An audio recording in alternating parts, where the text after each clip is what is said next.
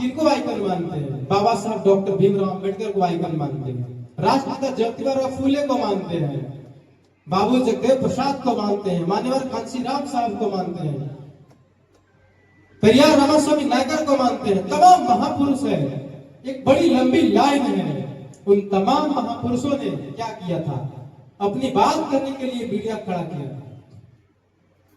अब बाबू जगदेव प्रसाद की बात करें तो सिटीजन अखबार के संपादक रहे हो, अंग्रेजी में प्रकाशित होती थी। आप अगर बाबा साहब अम्बेडकर की बात करें तो मूक नायक। मीडिया की भूमिका को हमको और आपको समझना होगा, और जब हम आप मिल जाएंगे जितेंद्र भैया, तो हम लोग एक सशक्त मीडिया का निर्माण करेंगे जिसमें आपकी खबर चलेगी और आपकी भी आवाज उठाई जाएगी। जब 19 में कोरोना वायरस इस देश में फैला था, तो जागरूकता की जब बात आई कि कैसे भाई बचना है हमको, तो मिनटों में पूरे देश और दुनिया में ये मैसेज चला गया, इस तरह का वायरस है तो हमको इस तरह से बचने की कोशिश करना है। उसमें गलतफहमियां भी होती है, बहुत अफवाहें भी होती है, कोई गलत बात को प्रचार भी किया जाता है। तो आज चूंकि सोशल मीडिया का दौर है, और यही वजह से बड़े बड़े जो मीडिया चैनल हैं उनकी खटिया खड़ी हो गई है। उनका जो झूठ का जो बहुत बड़ा गुब्बारा था, हम लोग एक छोटा सा पोस्ट से फट जाता है और सब सामने निकल कर आ जाता है। तो मीडिया का ये ताकत है, मीडिया की ये रोल है। चूंकि हमने मीडिया चैनल पे काम करने की कोशिश की है, तो हमारे पास कोई बड़ा संसाधन नहीं था, तो हमारे पास बड़ा संसाधन नहीं था, हमारे पास बड़े टेलीविजन चैनल नहीं थे, बड़े संसाधन नहीं थे, तो उन कम संसाधनों में हम लोगों से संवाद कैसे स्थापित कर सके, ये बड़ी बात थी। तो इन चीजों को लेकर हम लोगों ने काम किया। हम लोग आप जैसा कि देख सकते हैं, अपने जो पीड़ित वर्ग है, उन पीड़ित वर्गों से भी बड़े बड़े नेता लोग उभर कर आए हैं सामने, और सत्ता शासन सत्ता पर विराजमान भी हुए। उन लोगों ने विराजमान हुआ, उनको समाज ने अवसर दिया, लेकिन क्या वे लोग मिलकर के क्या समाज को एक बड़ा टीवी चैनल दे सके? क्या एक कोई अखबार दे सके जिन पे शोषित वंचित समाज के लोगों की भी बातचीत की जाए? उनके भी जो खबरें हैं, उनको भी जो उनके साथ में जो अत्याचार अनाचार होता है, क्या उन खबरों को भी जगह मिल सके? क्या आपकी बात जो है, आप भी जो कहना चाहते हैं, क्या उन बातों को भी मीडिया को कवरेज करती है? क्या वहां उनको जगह दी जाती है? ये सवाल है। तो हमारे बड़े बड़े इस देश में मुख्यमंत्री बने और बड़े बड़े मंत्री पद भी ग्रहण किए, और हमारे देश में बहुत सारे बहुजन समाज के लोग IAS IPS भी बनाया, लेकिन क्या वे सब लोग मिल करके एक टीवी चैनल बना सका? क्या एक मीडिया समाचार जो अखबार है, क्या वो चला सके? नहीं सफल हो सका। हम किनको आइकन मानते हैं? बाबा साहब डॉक्टर भीमराव अंबेडकर को आइकन मानते हैं, राष्ट्रपिता ज्योतिबा फूले को मानते हैं, बाबू जगदेव प्रसाद को मानते हैं, मान्यवर कांशीराम साहब को मानते हैं, पेरियार रामास्वामी नायकर को मानते हैं। तमाम महापुरुष है, एक बड़ी लंबी लाइन है। उन तमाम महापुरुषों ने क्या किया था? अपनी बात करने के लिए मीडिया खड़ा किया। अब बाबू जगदेव प्रसाद की बात करें तो सिटीजन अखबार के संपादक रहे हो, अंग्रेजी में प्रकाशित होती थी। आप अगर बाबा साहब अम्बेडकर की बात करें तो मूक नायक, जैसे उन्होंने रचना जो है संपादन किया उनका। आप अगर एक गुलामगिरी क्या है, ये भी एक तरह का मीडिया ही है। ये अपनी बात किताबों के माध्यम से लिख रहे, लिटरेचर के माध्यम से लिख रहे हैं। तो राष्ट्रपिता ज्योतिबा फूले ने प्रकाशित किया, भूकंप आ गया पूरे देश में। तो सवाल यह है कि हम सब मिलकर एक सशक्त मीडिया का निर्माण कैसे करें? आपका खबर सुनने वाला कौन होगा, दिखाने वाला कौन होगा, बताने वाला कौन होगा? ये सवाल है। हम उन चीजों की बात करना चाहते हैं। हम कोशिश हमने किया कि अपने क्षेत्र के जो समाज का या यूं कहिए कि क्षेत्र का जो प्रतिनिधित्व करने वाले नेता लोग हैं, उन लोगों की भी मैं बुला करके इस मंच पे बैठा हूं और उनको ये बात बताने की कोशिश करूं ये बात बताने की कोशिश करूं कि मीडिया का क्या रोल है और ये मीडिया की ताकत थी कि आप सत्ता में पहुंचे। ये सोशल मीडिया का कमाल था कि आपकी बात लोग सुन पाए हैं। यहां सत्ता व्यवस्था परिवर्तन हुआ।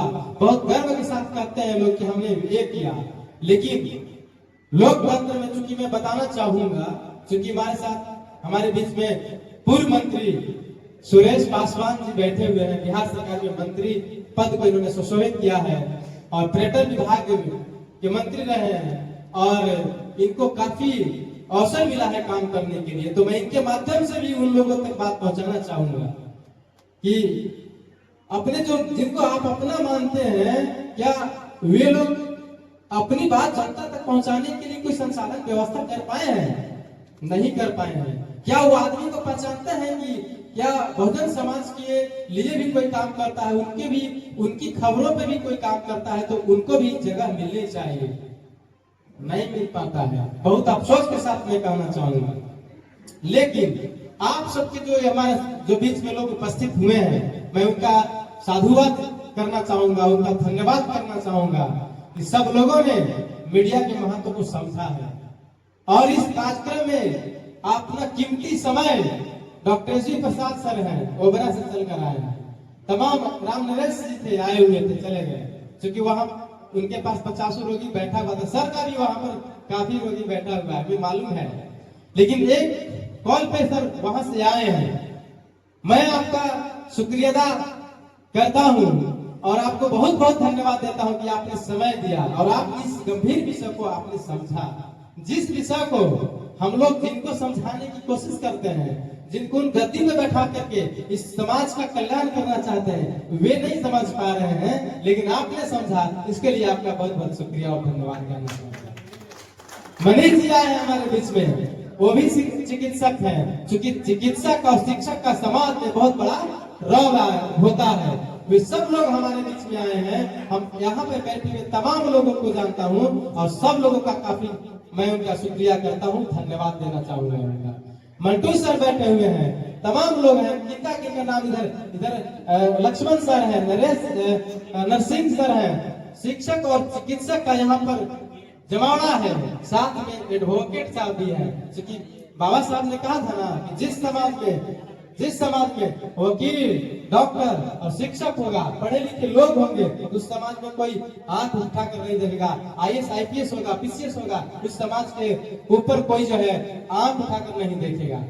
तो क्यों कहते कि जो हमारे लोग होंगे, जो हमारे लोग पढ़े लिखे होंगे, सत्ता और व्यवस्था में होंगे, तो वे लोग समाज की बात करेंगे, उनकी रक्षा करेंगे। हम मीडिया बनाए, हमने मीडिया पर चर्चा क्यों किया? इसलिए किया कि आपके समाज में इसकी चर्चा नहीं हो रही थी। मैंने इसको प्रासंगिकता समझा इसकी, क्योंकि मंत्री जी बैठे हैं। लोकतंत्र में 4 स्तंभ होते हैं, मंत्री जी को भी जानते हैं, बहुत काबिल मंत्री हैं हमारे इस प्रदेश का। और ये सर ने कोई भी कार्यक्रम में आने के लिए एकदम तैयार होते हैं और मैसेज व्हाट्सएप पर किया हो, सर आए। कुछ लोग समझ रहे होंगे कि हमको कॉल नहीं किया, मैंने मैसेज व्हाट्सएप पे किया, सर आए। तो हम उनका शुक्रगुजार हैं कि सर ने यहाँ आया, इस विषय की गंभीरता को सर ने समझने की कोशिश किया। ये अपने आप में काबिले तारीफ। तो मैं कहना चाहूंगा इन मीडिया की भूमिका को हमको और आपको समझना होगा।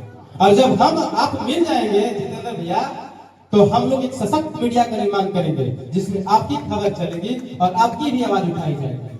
समझ एक नेटवर्क कैसे बना पाएंगे, हम कैसे काम करेंगे इन मुद्दों पे कि हम आपके तक अपनी बात समझा सके।